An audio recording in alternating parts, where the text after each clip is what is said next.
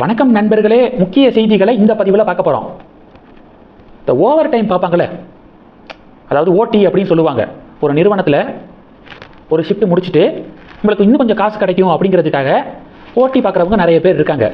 அந்த வரிசையில் ஜேபிசி ஸ்ரீராமு, கோலாகல சீனிவாசு, டெல்லி ராஜகோபாலன் இவங்களாம் அண்ணாமலைக்கு எதிராக பொய்யை பரப்புறதுல ஓட்டி பார்த்துக்கிட்டு இருக்காங்க அப்படின்னு தான் எனக்கு தோணுது.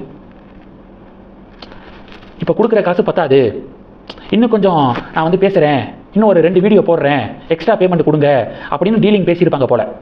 ஒரு நாளில் எவ்வளவு பிட்டுகளை தான் இந்த காது தாங்கும், காதுகள் பாவம் இல்லையா அப்படின்னு கேட்பாங்களே, அது மாதிரி காலையிலேருந்து சாயந்தரம் வரைக்கும் பொய்யை பரப்புகிறாங்க பாருங்க.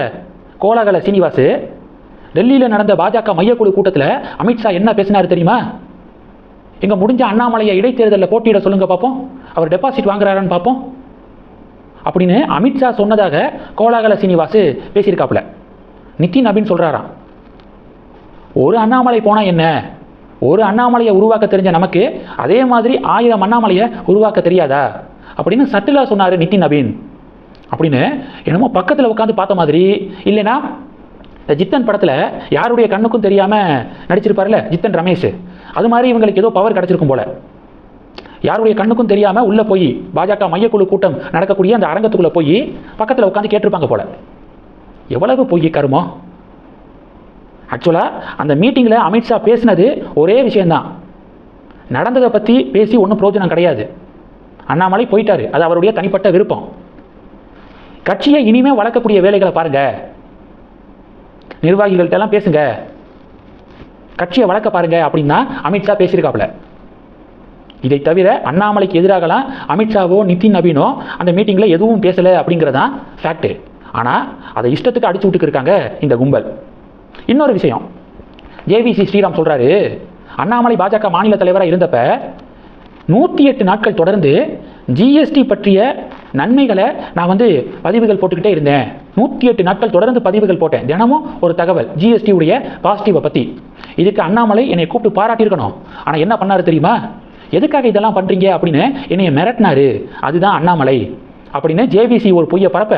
அதுக்கு கீழே இந்த மதன் பாபு ஃப்ரெண்ட்ஸ் படத்தில் இதோ வந்துட்டேன் அப்படின்னு ஓடி வந்து வலிக்கி விடுவாப்புல, அது மாதிரி ஸ்ரீராம் சேஷாத்ரி வந்திருக்காப்புல. அன்னபூரணா ஹோட்டல் ஓனர் விவகாரம், ஃபினான்ஸ் மினிஸ்டர் நிர்மலா சீதாராமன் கிட்ட அன்னபூரணா ஓனரு ஜிஎஸ்டி விவகாரம் பற்றி கேள்வி கேட்டார்ல, அதை தூண்டி விட்டதே அண்ணாமலை தான் அப்படிங்கிற மாதிரி ஒரு நரேட்டிவாக செட் பண்ணிக்கிருக்காங்க. ஆக்சுவலாக அந்த சம்பவம் நடக்கும்போது அண்ணாமலை இந்தியாவிலே இல்லை, யூகேவுக்கு படிக்க போயிருந்தார், ஃபெல்லோஷிப் படிப்புக்காக யூகேல இருந்தார். அப்போது நடந்த விஷயம் அது. அன்னபூரணா ஓனரு இந்த மாதிரி ஜிஎஸ்டி விதிக்கிறதுல நிறையா முரண்பாடுகள் இருக்குது. ஒரு சாதாரண பண்ணுக்கு ஒரு ஜிஎஸ்டி, அந்த 2 பண்ணுக்கு நடுவில் ஜாம தடவுனா அதுக்கு வேறு ஜிஎஸ்டி அப்படின்னு அவருடைய ஒப்பீனியனை சொன்னார். பிறகு கொஞ்சம் நேரத்துக்கு அப்புறம் இது ஒரு பெரிய பேசுபொருளாக மாறினுச்சு. கொஞ்ச நேரத்துக்கு அப்புறம் ஃபினான்ஸ் மினிஸ்டர் நிர்மலா சீதாராமன் கிட்ட அன்னபூரணா ஓனரு மன்னிப்பு கேட்கக்கூடிய வீடியோ ஷேர் ஆனிச்சு. அதை ஷேர் பண்ணதே தமிழக பாஜக பொறுப்பில் இருக்கிறவங்க. இப்போ ஐடி விங்குடைய ஹெட்டாக இருக்கக்கூடிய பாலாஜி, இன்னொருத்தர் செல்வகுமார் அப்படின்னு சொல்லிட்டு அண்ணாமலைக்கு எதிராக பதிவு போட்டுக்கிருக்காருல அவர், இந்த 2 பேர் தான் இதை வந்து ஷேர் பண்ணாங்க. இதுக்கப்புறம் தான் இது இன்னும் பெரிய பூகம்பமாக மாறினுச்சு இந்த விவகாரம். பிஜேபி இது மாதிரி தொழில் முனைவோர்களை மிரட்டுறாங்க, மிரட்டி பாருங்க மன்னிப்பு கேட்க வச்சிருக்காங்க அப்படின்னு டிஎம்கே இதை எடுத்து பேசி பாஜகவுக்கு கெட்ட பேரை உருவாக்குனாங்க. தமிழக பாஜக பொறுப்பில் இருக்கிறவங்க. இதுதான் நடந்துச்சு. இதுக்கும் அண்ணாமலைக்கு என்ன சம்பந்தம்? அண்ணாமலை தான் தூண்டி விட்டாரு அப்படின்னு இந்த கும்பலே எதடா பொய்ய பரப்பும் அண்ணாமலைக்கு எதிராக அப்படின்னு நான் ஃபஸ்ட்டு சொன்ன மாதிரி ஓவர் டைம் வாங்கி பார்த்துக்கிருக்காங்க. யாருக்கிட்ட இருந்து வாங்கி பார்க்குறாங்க? நயினார் கும்பலாக தான் இருக்கும் அப்படிங்கிறதான் பொதுவான ஒரு டாக்காக இருக்குது.